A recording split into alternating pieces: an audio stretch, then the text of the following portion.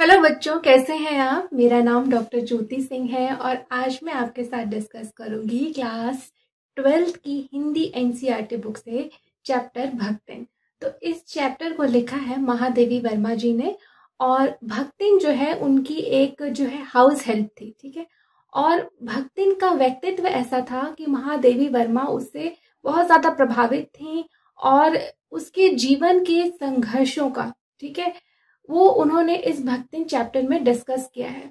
तो भक्तिन चैप्टर में उसके जीवन के संघर्षों को डिस्कस करने का एक ये भी मकसद था कि उस समय का जो नॉर्मल जो स्त्रियां रहती थी, ठीक है, उनका कमोबेश यही जीवन का जो है कहानी, उनके जीवन की यही कहानी रहती थी, ठीक है। तो एक जो है क्लास जो है उन्होंने उसको रिप्रेजेंट करते हुए भक्तिन का जिक्र इसमें किया है। तो ये चैप्टर बहुत ही इंटरेस्टिंग चैप्टर है। हम इसको रीड करते हैं और इसमें जो आए कुछ विशेष जो है लाइंस जो उन्होंने लिखी है उसको भी हम साथ में डिटेल में एक्सप्लेन करते हुए समझेंगे। तो चलिए शुरू करते हैं भक्तिन पाठ को।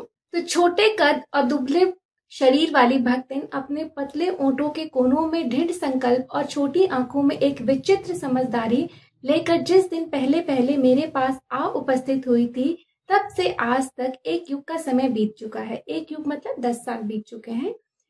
पर जब कोई जिज्ञासु उससे इस संबंध में प्रश्न कर बैठता, तब वह पलकों को आधी पुतलियों तक गिराकर और चिंतन की मुद्रा में ठुड्डी को कुछ ऊपर उठाकर विश्वास भरे कंठ से उत्तर देती, तुम पचे का बताई, यह 50 बरिस से संग्रहित है। मतलब मैं यहाँ पे 50 साल से उनके साथ में रह रही हूँ, भक्तिन ऐसा कहती, ठीक है। इस हिसाब से मैं 75 यानी 75 की ठहरती हूँ और वह 100 वर्ष की आयु भी पार कर जाती है। इसका भक्तिन को पता नहीं। भक्तिन को ये इतना बुरा भाग और सही गलत का मतलब नहीं पता चलता है। बस वो बढ़ा चढ़ा करके कि मतलब हम कितना क्लोज मैं जो है हूँ महादेवी जी के साथ में और कितने समय से हूँ, ठीक है, उसको मतलब और बढ़ा चढ़ा के वो बताती थी कि I am so close to her. तो पता हो भी तो संभवतः वो मेरे साथ बीते हुए समय में रत्ती भर भी मतलब जरा सा भी, ठीक है, जरा सा भी रत्ती भर भी कम न करना चाहेगी। मुझे तो विश्वास होता जा रहा है कि कुछ वर्ष और बीत जाने पर वह मेरे साथ रहने के समय को खींचकर 100 वर्ष तक पहुंचा देगी, चाहे उसके हिसाब से मुझे 150 वर्ष की असंभव आयु का भार क्यों ना ढोना पड़े। सेवक धर्म में हनुमान जी से स्पर्धा करने वाली भक्तिन किसी अंजना की पुत्री न होकर एक अनामध्या गोपालिका की कन्या है। नाम है लक्ष्मी अर्थात लक्ष्मी।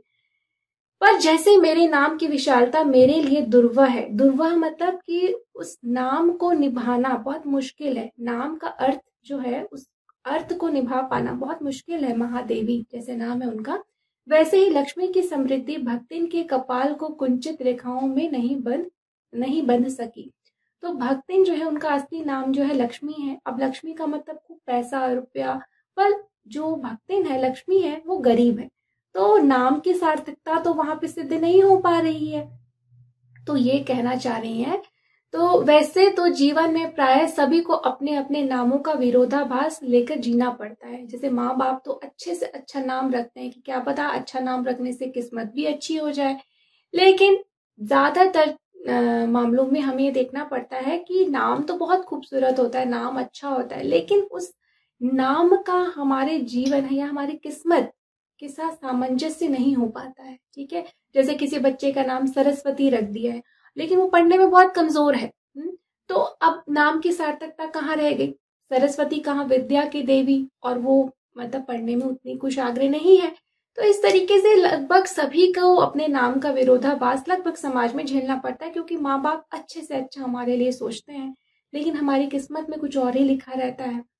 तो पर भक्तिन बहुत समझदार है, क्योंकि वह अपना समृद्धि सूचक नाम किसी को बताती नहीं।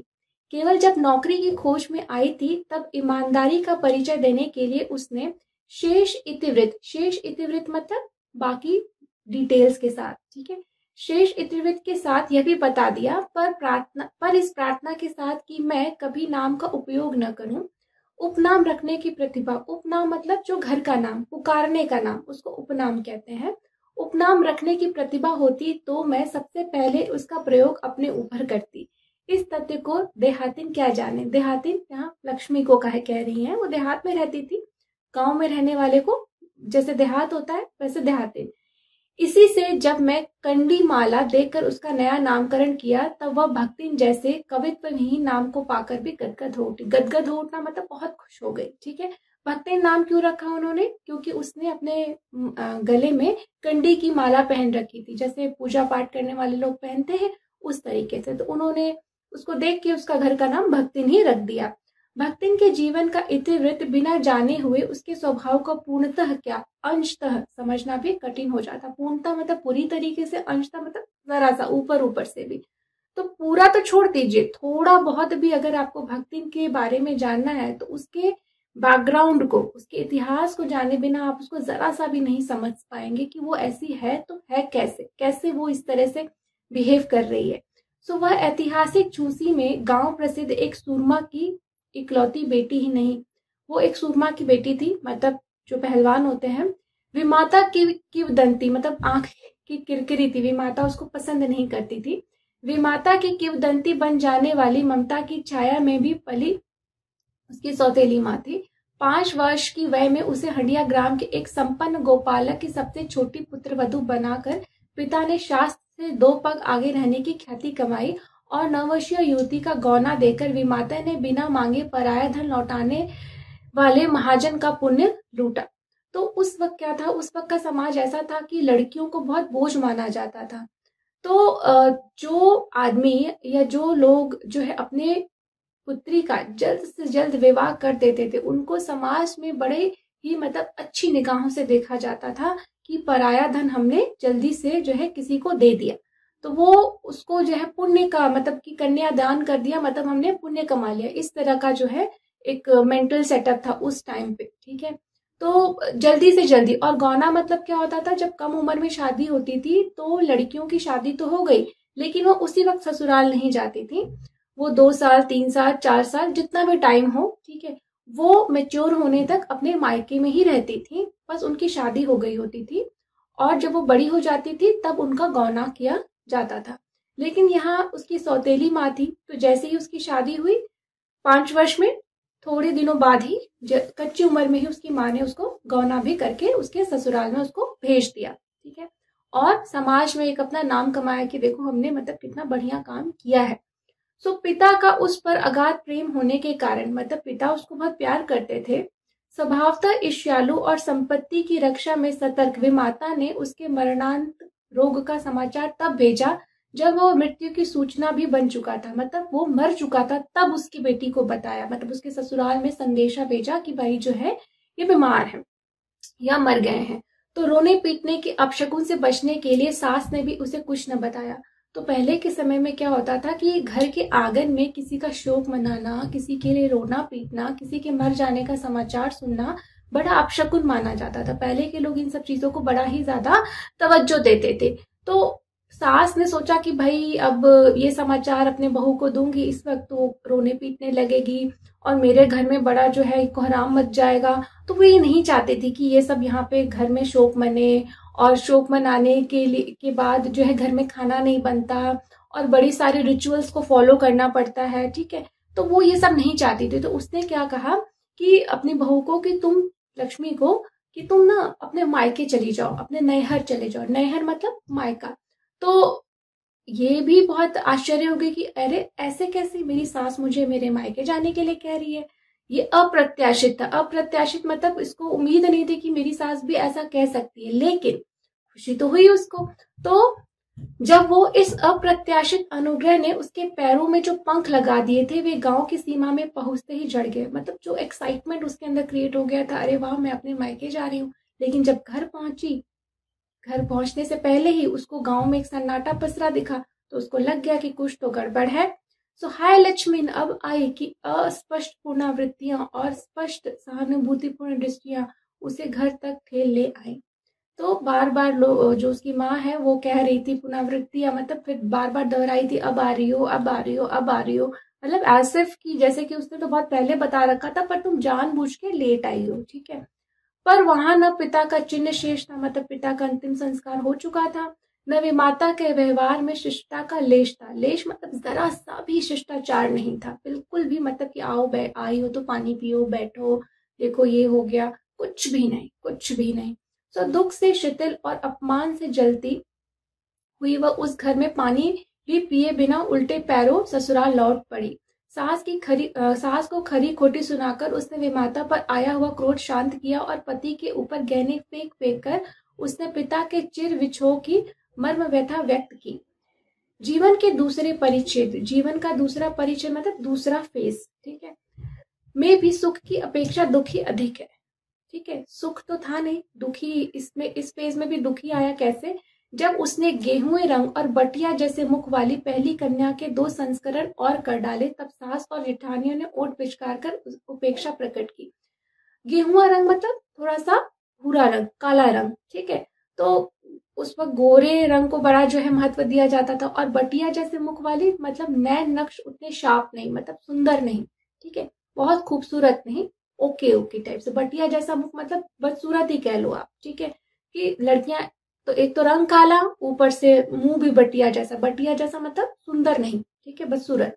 तो उसकी 3 लड़कियां हो गई, ठीक है, तो सास और जेठानियों ने मतलब क्या, ओहो लड़की हो गई, ठीक है, उचित भी था, क्योंकि सास 3 कमाऊ वीरों की विधात्री बनकर मचिया के ऊपर विराजमान पुरखिन के पद पर अभिषिक्त हो चुकी थी, कि भाई सास जो है, मैं ही अब इस घर की कर्ता धरता हूँ, मैं ही इस घर की बॉस हूँ।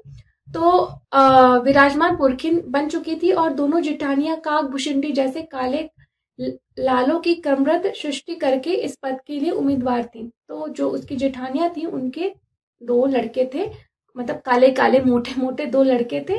अब जेठानियां कहती थी कि अब सास मर जाएगी तो हम इस घर की कर्ता धर्ता हो जाएंगी, क्योंकि हमारे पास तो लड़का है।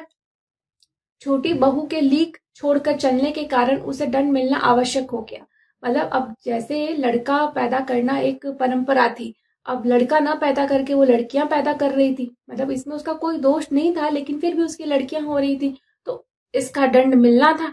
तो जेठानियां बैठ कर लोग चर्चा करती, मतलब चुगली करती कि देखो इसकी लड़की हो गई, अब तो इसका कुछ बनेगा नहीं, इसको तो हक हिस्सा मिलेगा नहीं घर के, मकान में, खेत में, इस तरीके से।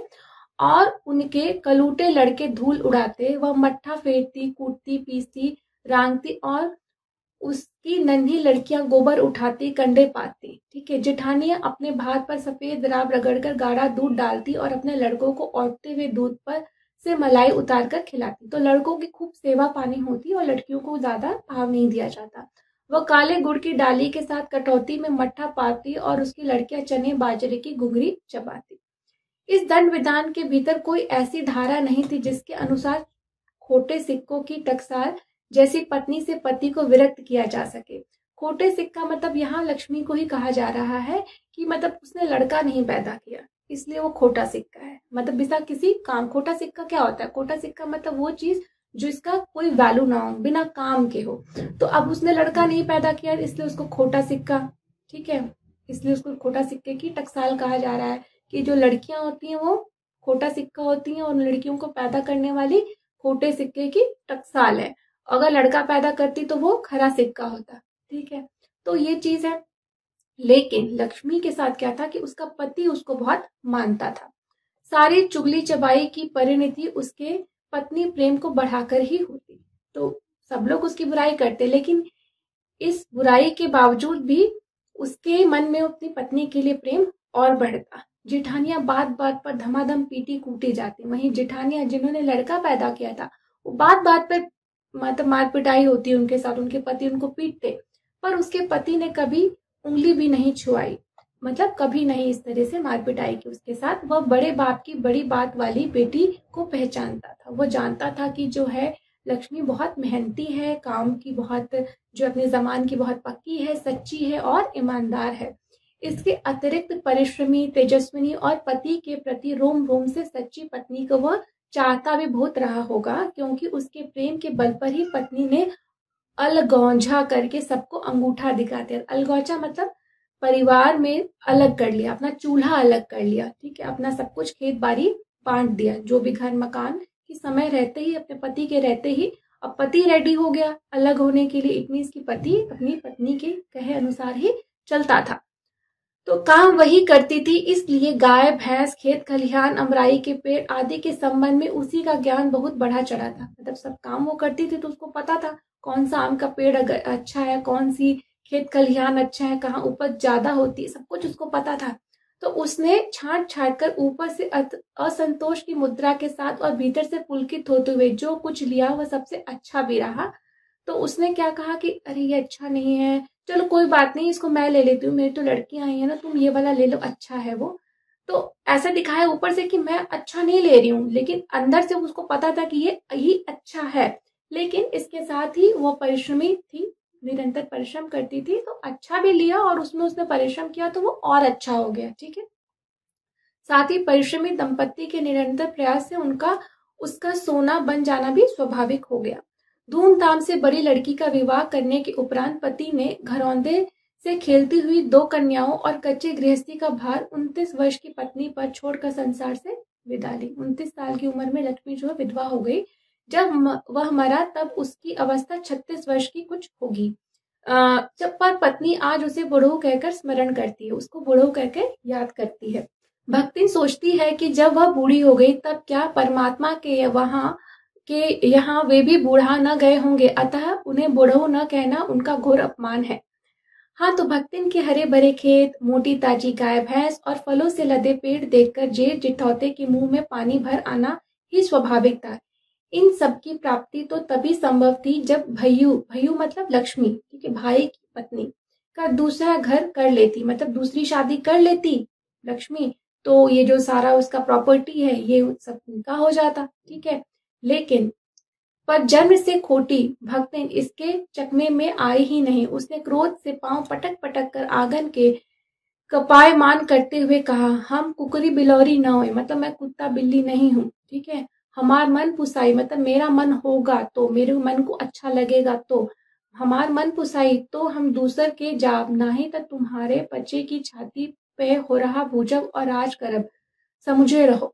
तुम लोग समझे रहो। हो रहा मतलब चने, जो कच्चा चना होता है उसको जब भूनते हैं तो उसको हो रहा कहते हैं। तो आग की छाती पे आग जलाऊंगी और उसमें हो रहा भूनूंगी, मतलब मजे करूंगी। ठीक है, और यहाँ से मैं कहीं नहीं जाने वाली हूँ, मेरा मन होगा तो मैं शादी करूंगी, नहीं मन होगा तो नहीं करूंगी, तुम लोगों के दबाव में आकर के कुछ नहीं करूंगी, और तुम लोगों को अगर परेशानी होती है तो होए।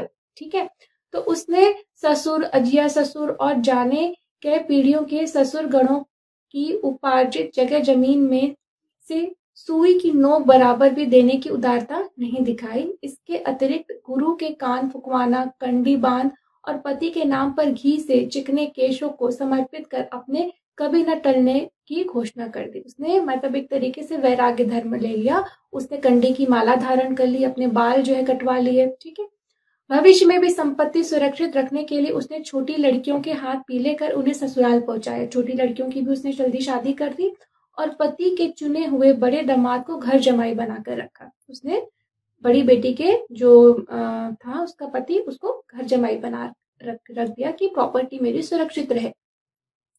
इस प्रकार उसके जीवन का तीसरा परिच्छेद आरंभ हुआ। भक्तिन का दुर्भाग्य भी उससे कम हटी नहीं था। इसी से किशोरी से युवती होते ही बड़ी लड़की भी विधवा हो गई। भय्यू से पार न पा सकने वाले जेठों और काकी को परास्त करने के लिए कटिबद्ध जिठौतों ने आशा की एक किरण देख पाई। विधवा बहन के गठबंधन के लिए बड़ा जिठौत अपने तीतर लड़ाने वाले साले को बुला लाया। तीतर लड़ाने वाला साला मतलब तीतर एक पक्षी होता है, तीतर को आपस में लड़ा करके खेल होता है, लेकिन ये खेल खेलता कौन है? ये खेल वही खेलता है जो कुछ काम नहीं करता, मतलब निठल्ला होता है। ठीक है, तो तीतर लड़ाने का एक काम तो है ही, पर एक मुहावरा भी है कि तीतर लड़ाता है, मतलब कुछ काम नहीं करता, निठल्ला है, आलसी है। ठीक है, क्योंकि उसका हो जाने पर सब कुछ उन्हीं के अधिकार में रहता। भक्तिन की लड़की भी माँ से कम समझदार नहीं थी, इसी से उसने वर को नापसंद कर दिया। बाहर के बहनोई का आना चचेरे भाइयों के लिए सुविधाजनक नहीं था। मतलब जो जेठ थे भक्तिन के, वो ये चाहते थे कि उन्हीं के जान पहचान, उनके साले से उसकी शादी हो जाए। उनकी जो बहन है, चचेरी बहन की, अगर कोई बाहर से लड़का ये पसंद करके ले आएगी तो वो फिर प्रॉपर्टी पे हक नहीं हो पाएगा उनका। अतः यह प्रस्ताव जहां का तहां रह गया। तब वे दोनों माँ बेटी खूब मन लगाकर अपनी संपत्ति की देखभाल करने लगी और मान न मान मैं तेरा मेहमान की कहावत चरितार्थ करने वाले वर के समर्थक उसे किसी न किसी प्रकार प्रतीक की पदवी पर अभिषिक्त करने का उपाय सोचने लगे। एक दिन माँ की अनुपस्थिति में वर महाशय ने बेटी की कोठरी में घुसकर भीतर से द्वार बंद कर लिया और उसके समर्थक गांव वालों को बुलाने लगे। युवती ने जब इस डकैत वर की मरम्मत कर कुंडी खोली तब पंच बेचारे समस्या में पड़ गए। तीतरबाज युवक कहता था वह निमंत्रण पाकर भीतर गया और युवती उसके मुख पर अपनी 5 उंगलियों के उभार में इस निमंत्रण के अक्षर पढ़ने का अनुरोध करती थी। अंत में दूध का दूध पानी का पानी करने के लिए पंचायत बैठी और सबने सिर हिला हिलाकर इस समस्या का मूल कारण कलयुग को स्वीकार किया। अपीलहीन फैसला हुआ कि चाहे उन दोनों में एक सच्चा हो और चाहे दोनों झूठे, पर जब वे एक कोठरी से निकले तब उनका पति पत्नी के रूप में रहना ही कलयुग के दोषों का परिमार्जन कर सकता था। परिमार्जन मतलब खत्म कर सकता था।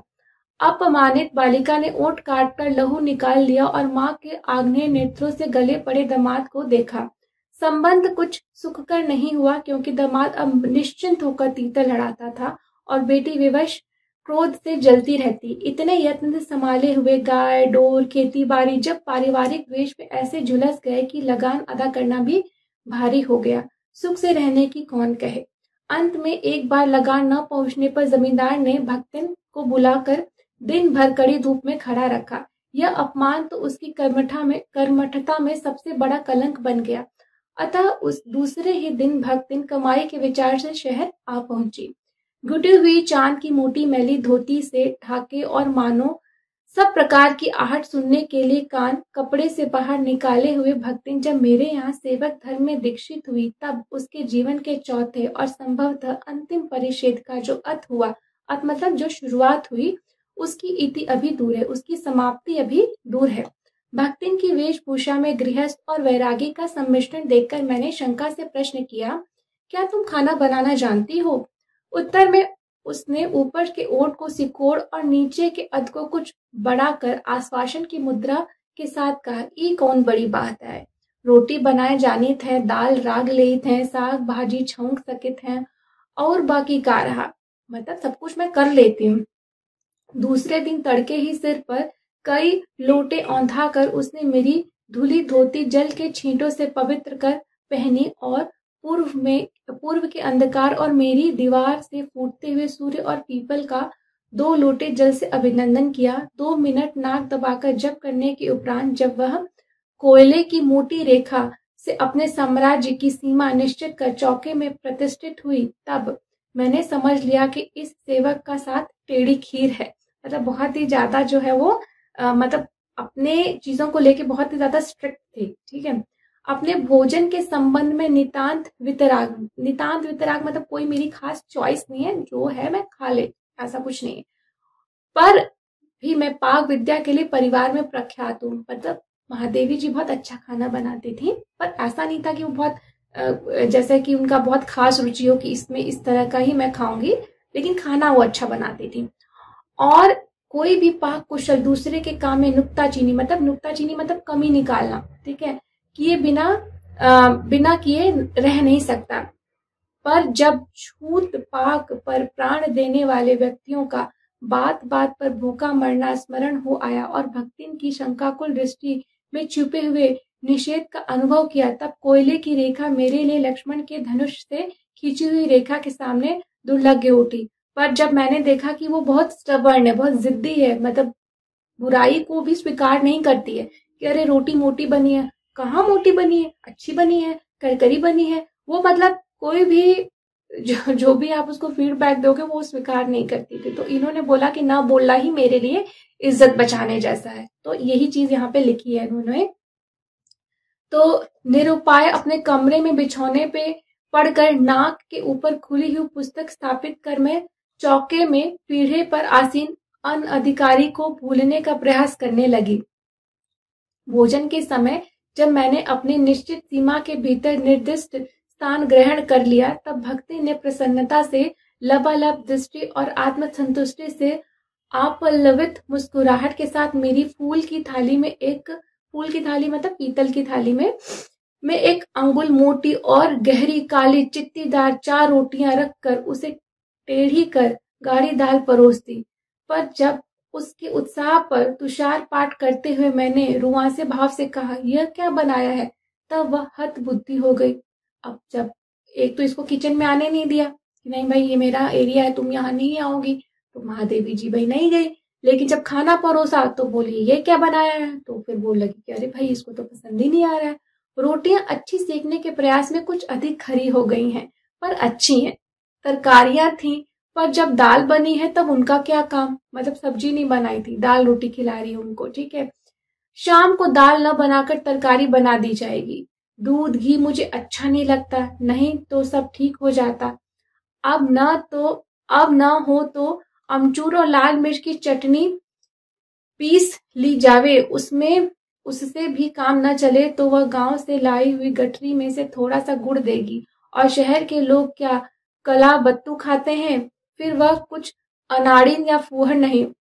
उसके ससुर पितिया ससुर अजिया सास आदि ने उसकी पाक कुशलता के लिए न जाने कितने मौखिक प्रमाण पत्र दे डाले। मतलब वो बताती थी कि सबको तो मेरे हाथ का खाना पसंद आता था, पता नहीं आप ही को क्यों नहीं आ रहा है, ठीक है। भक्तिन के इस सारगर्भित लेक्चर का प्रभाव यह हुआ कि मैं मीठे से विरक्ति के कारण, बिना गुड़ के और घी से अरुचि के कारण, रूखी दाल से एक मोटी रोटी खाकर बहुत ठाठ से यूनिवर्सिटी पहुंची और न्याय सूत्र पढ़ते पढ़ते शहर और देहात के जीवन के इस अंतर पर विचार करती रही। अलग भोजन की व्यवस्था करनी पड़ी थी अपने गिरते हुए स्वास्थ्य और परिवार वालों की चिंता निवारण के लिए, पर प्रबंध ऐसा हो गया कि उपचार का प्रश्न ही खो गया। तो महादेवी ने जिस मकसद से उसको लाया था कि भाई मेरा स्वास्थ्य कमजोर हो रहा है और लोगों का ध्यान रखना है, तो अब तो वो इतना सादा खाना खिला रही थी कि अब तो उसके ऊपर सोचना ही नहीं है। इस देहाती वृद्धा ने जीवन की सरलता के प्रति मुझे इतना जागृत कर दिया था कि मैं अपनी असुविधाएं छिपाने लगी। सुविधाओं की चिंता करना तो दूर की बात है, ठीक है।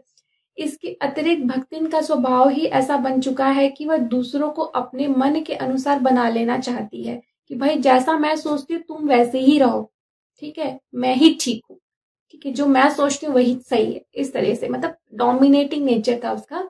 पर अपने संबंध में किसी भी प्रकार के परिवर्तन की कल्पना तक उसके लिए संभव, मतलब तुम बदल जाओ लेकिन मैं नहीं बदलूंगी, ऐसा था। इसी से आज मैं अधिक देहाती हूँ, तो पर उसे शहर की हवा नहीं लग पाई। मकई का रात को बना दलिया सवेरे मट्ठे से सौंधा लगता है। बाजरे के तिल लगाकर बनाए हुए गरम कम अच्छे लगते हैं। ज्वार के बुने हुए भुट्टे के हरे दानों की खिचड़ी स्वादिष्ट होती है। मतलब पूरा गांव का खाना बना बना के महादेवी जी को वो खिलाने लगी। सफेद महुए की लपसी संसार भर के हलवे को लजा सकती है आदि वह मुझे क्रियात्मक रूप से सिखाती रहती है। पर यहाँ यह रसगुल्ला तक भक्तिन के पोपले मुंह में प्रवेश करने का सौभाग्य नहीं प्राप्त कर सका, ठीक है। मेरे रात दिन नाराज होने पर भी उसने साफ धोती पहनना नहीं सीखा, पर मेरे स्वयं धोकर फैलाए हुए कपड़ों को भी वह तय करने के बहाने सिलवटों से भर देती। मतलब काम उसका बहुत साफ नहीं था। मुझे उसने अपनी भाषा की अनेक दंत कथाएं कंठस्थ करा दी, ठीक है, कंठस्थ मतलब याद करा दी, पर पुकारने पर वह आय के स्थान में जी कहने का शिष्टाचार भी नहीं सीख, मतलब अपनी बात तो सिखा देती, अपना जो रहन सहन तो आप में एक्सेप्ट कर लेती, लेकिन आपका रहन सहन नहीं स्वीकार करती वो, ठीक है, और अपने में चेंज नहीं लाती। तो भक्ति अच्छी है यह कहना कठिन होगा, क्योंकि उसमें दुर्गुणों का अभाव नहीं, मतलब ऐसा नहीं है कि बहुत अच्छी है, उसमें भी दुर्गुण है कुछ। वह सत्यवादी हरिश्चंद्र नहीं बन सकती, मतलब वो झूठ भी बोलती है, पर नरो व कुंजरो व कहने में भी विश्वास नहीं करती। मेरे इधर उधर पड़े पैसे रुपए भंडार घर के किसी मटकी में कैसे अंतर्हित हो जाते हैं, यह रहस्य भी भक्ति जानती। मतलब इधर उधर पड़े पैसे जो छुट्टे पैसे उसको चुरा लेती थी वो, पर उस संबंध में किसी के संकेत करते ही वह उसे शास्त्रार्थ के लिए चुनौती दे, मतलब बहस भी करती कि नहीं मैंने नहीं लिया, जिसको स्वीकार कर लेना किसी तर्क शिरोमणि के लिए संभव नहीं है। यह उसका अपना घर ठहरा, पैसा रुपया जो इधर उधर पड़ा देख संभाल कर रख लिया, यह क्या चोरी है? उसके जीवन का परम कर्तव्य मुझे प्रसन्न रखना है। जिस बात से मुझे क्रोध आ सकता है उसे बदल कर इधर उधर करके बताना क्या झूठ है? इतनी चोरी और इतना झूठ तो धर्मराज महाराज में भी होगा, नहीं तो वे भगवान जी को कैसे प्रसन्न रखते और संसार कैसे चला सकते? मतलब झूठ बोलना, इधर उधर की बात को मतलब कर देना ताकि मतलब गुस्सा ना हो मैडम, बस इतना था उसके अंदर। तो शास्त्र का प्रश्न भी भक्तिन अपनी सुविधा के अनुसार सुलझा लेती है। मुझे स्त्रियों का सिर घुटाना अच्छा नहीं लगता, अतः मैंने भक्तिन को रोका कि मतलब सर ढक के रखती हो, ऐसे मत करो। उसने अकुंठित भाव से उत्तर दिया कि शास्त्र में लिखा है। ठीक है, कौतूहल मैं पूछ ही बैठी क्या लिखा है। तुरंत उत्तर मिला, तीर्थ गए मुडाए सिद्ध। तो कौन से शास्त्र का यह रहस्यमय सूत्र है, यह जान लेना मेरे लिए संभव ही नहीं था। अतः मैं हारकर मौन हो रही और भक्तिन का चूड़ा कर्म हर बृहस्पतिवार को एक दरिद्र नापित के गंगा जल से धुले उस तरह द्वारा यथाविधि निष्पन्न होता रहा। मतलब वो अपने बाल मुंडवा लेती थी हर बृहस्पतिवार को, ठीक है, क्योंकि वो विधवा थी तो इसलिए। पर महादेवी जी के मना करने पर भी वो नहीं मानी और उसने कहा कि नहीं, शास्त्र में ऐसा लिखा है कि विधवा लोगों को जो है वो सर मुंडवा लेना चाहिए, तो वो मुंडवाती रही। पर ये पूछने पे किस शास्त्र में लिखा ये नहीं बताया उसने, बस कहा कि शास्त्र में लिखा है। पर वह मूर्ख है या विद्या बुद्धि का महत्व नहीं जानती, यह कहना असत्य है। अपने विद्या के अभाव को वह मेरी पढ़ाई लिखाई पर अभिमान करके भर लेती है। एक बार जब मैंने सब काम करने वालों से अंगूठे के निशान के स्थान में हस्ताक्षर लेने का नियम बनाया तब भक्तिन बड़े कष्ट में पड़ गई, क्योंकि एक तो उसने पढ़ने की मुसीबत नहीं उठाई जा सकती थी, दूसरे जब गाड़ीवान दाइयों के साथ बैठकर पढ़ना उसकी वयोवृद्धा का अपमान था।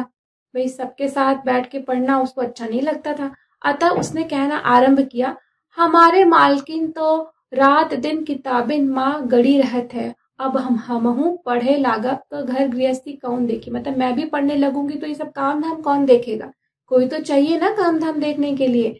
पढ़ाने वाले और पढ़ने वाले दोनों पर इस तर्क का ऐसा प्रभाव पड़ा कि भक्तिन इंस्पेक्टर के समान क्लास में घूम घूम कर किसी के आ ई के बनावट, किसी के हाथ की मंथरा, किसी की बुद्धि पर मंदता पर टीका टिप्पणी करने का अधिकार पा गई। मतलब वहां भी डोमिनेट कर गई मॉनिटर टाइप से, ठीक है।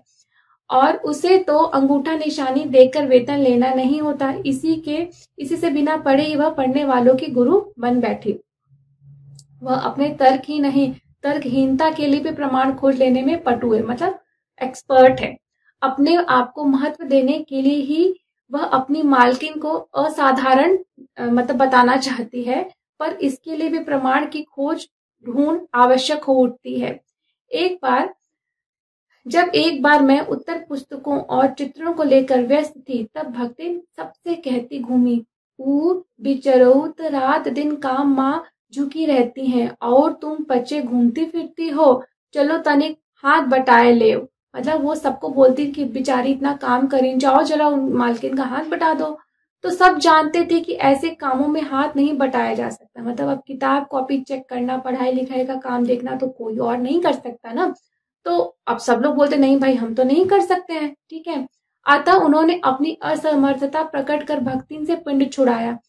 बस इसी प्रमाण के आधार पर उसकी सब अतिशयोक्तियां अमर बेल से फैलने लग गई। उसकी मालकिन जैसा काम कोई जानता ही नहीं, इसी से तो बुलाने पर भी कोई हाथ बटाने की हिम्मत नहीं करता।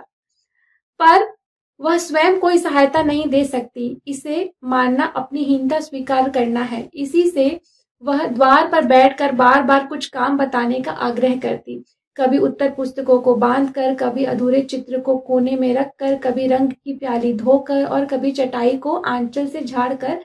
वह जैसी सहायता पहुंचाती है उसे भक्तिन का अन्य व्यक्तियों से अधिक बुद्धिमान होना प्रमाणित हो जाता है। Very important. वह जानती है कि जब दूसरे मेरा हाथ बटाने की कल्पना तक नहीं कर सकते, तब वह सहायता की इच्छा को क्रियात्मक रूप देती है। इसी से मेरी किसी पुस्तक के प्रकाशित होने पर उसके मुख पर प्रसन्नता की आभा वैसे ही उद्भाषित हो उठती है जैसे स्विच दबाने से बल्ब में छिपा आलोक। पर तो बहुत खुश हो जाती है उनकी कामयाबी में, ये अपनी कामयाबी देखती है। वह सूने में उसे बार बार छूकर, आंखों के निकट ले जाकर और सब और घुमा फिराकर मानो अपनी सहायता का अंश खोजती है और उसकी दृष्टि में व्यक्त आत्मघोष कहता है कि उसे निराश नहीं होना पड़ता। यह स्वाभाविक भी है। किसी चित्र को पूरा करने में व्यस्त मैं जब बार बार कहने पर भी भोजन के लिए नहीं उठती, तब वह कभी दही का शरबत, कभी तुलसी की चाय वहीं लेकर भूख का कष्ट नहीं सहने देती।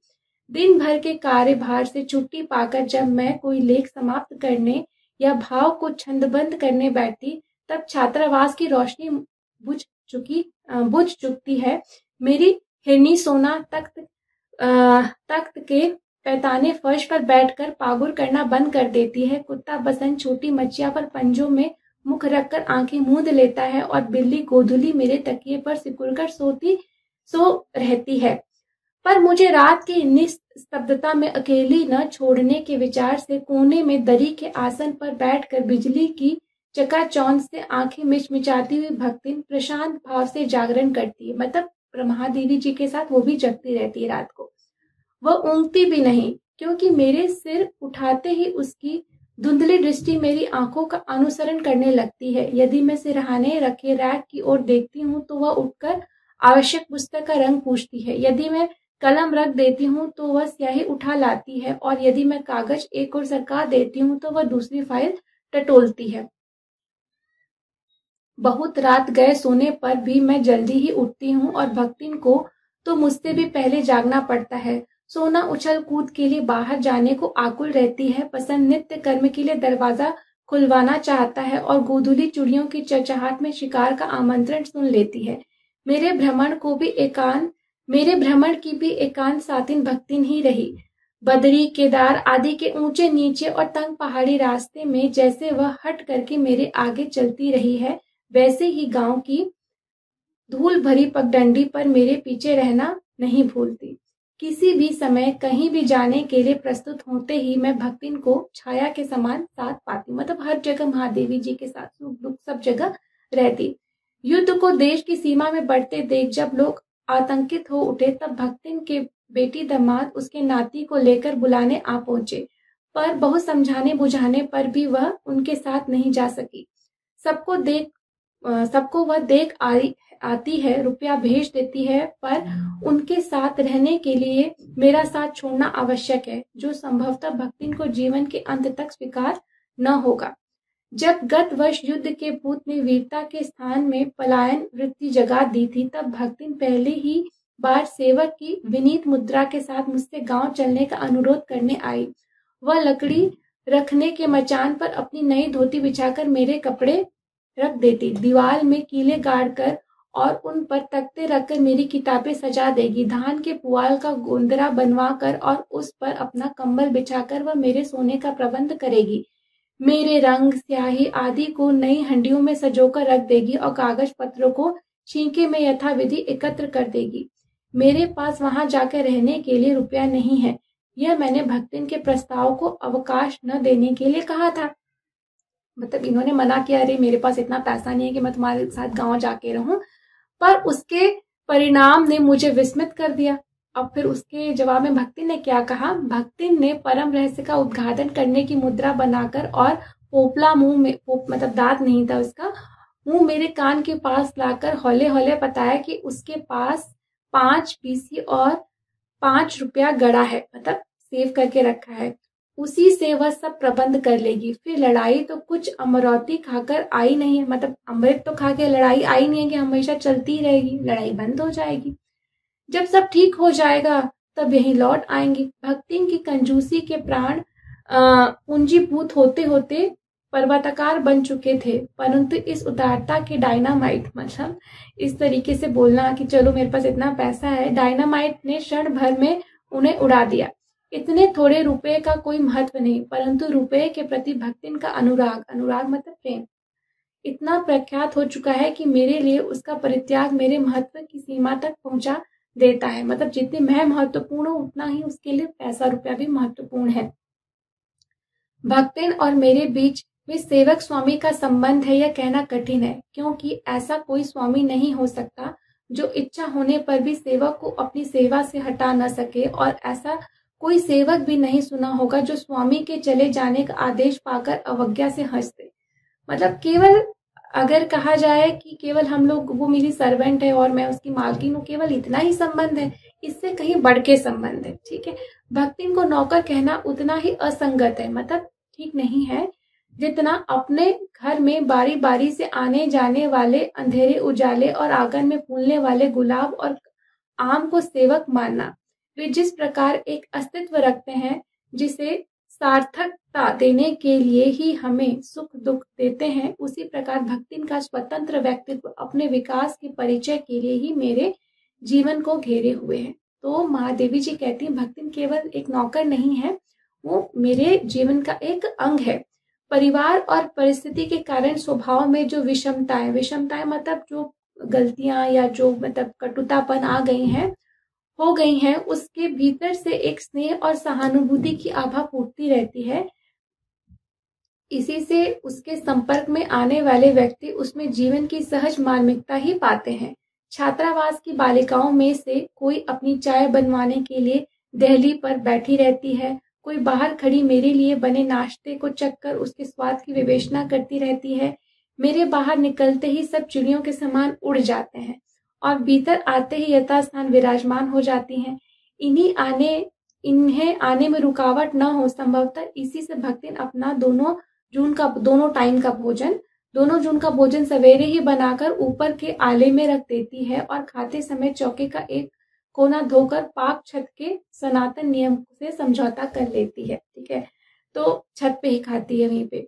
मेरे परिचितों और साहित्य बंधुओं से भी भक्तिन विशेष परिचित है, पर उनके प्रति भक्तिन के सम्मान की मात्रा मेरे प्रति उनके सम्मान की मात्रा पर निर्भर है और सद्भाव उनके प्रति मेरे सद्भाव से निश्चित होता है। इस संबंध में भक्तिन की सहज बुद्धि विस्मित कर देने वाली, आश्चर्यचकित कर देने वाली है कि मैं जिसको जितना भाव देती हूँ वो भी उसको उतना ही भाव देती है। ठीक है, वह किसी को आकार प्रकार और वेशभूषा से स्मरण करती है और किसी को नाम के अपभ्रंश द्वारा। कवि और कविता के संबंध में उसका ज्ञान बड़ा है, पर आदर भाव नहीं।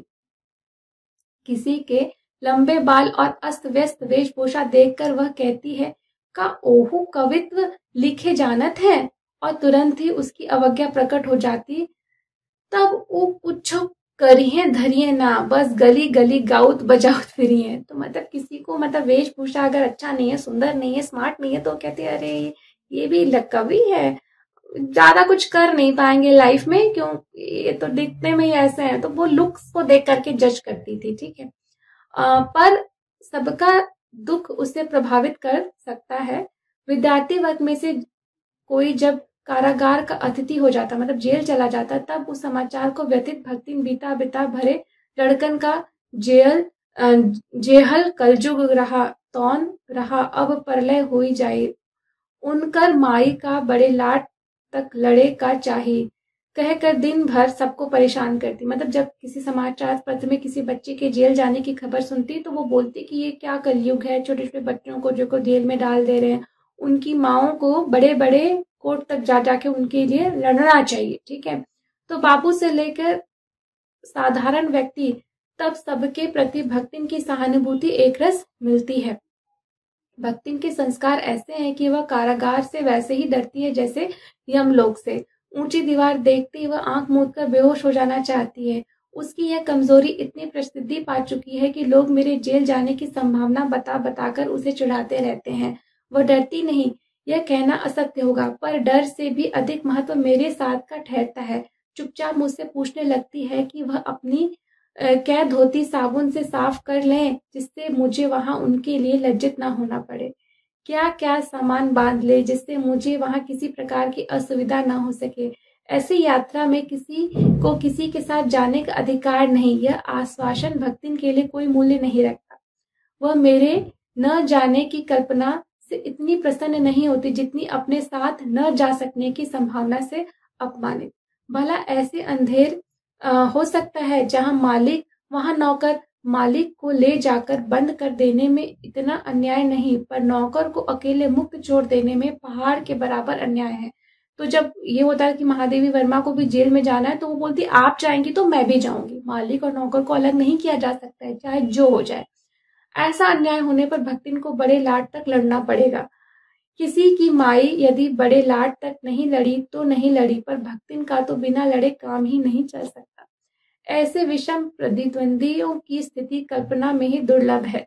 मैं प्राय सोचती हूँ कि जब ऐसा बुलावा आ पहुँचेगा कि कभी ऐसा हो कि मतलब मुझे उससे अलग होना पड़े, जिसमें न धोती साफ करने का अवकाश रहेगा, न सामान बांधने का, न भक्तिन को रुकने का अधिकार होगा, न मुझे उसे रोकने का, तब चिर विदा के अंतिम क्षणों में यह देहातिन वृद्धा क्या करेगी और मैं क्या करूँगी?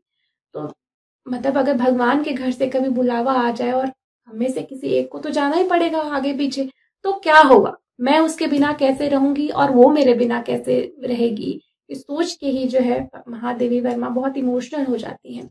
भक्तिन की कहानी अधूरी है, पर उसे खोकर मैं इसे पूरी नहीं करना चाहती। उसे मतलब कि अभी भक्तिन के साथ मेरा समय बीत रहा है, लेकिन अब जब लास्ट क्षण आएगा, उसकी कल्पना करके ही जो है महादेवी वर्मा जी बहुत इमोशनल हो जाती हैं। वो नहीं चाहती कि ये कहानी कभी भी खत्म हो या दोनों अलग हो।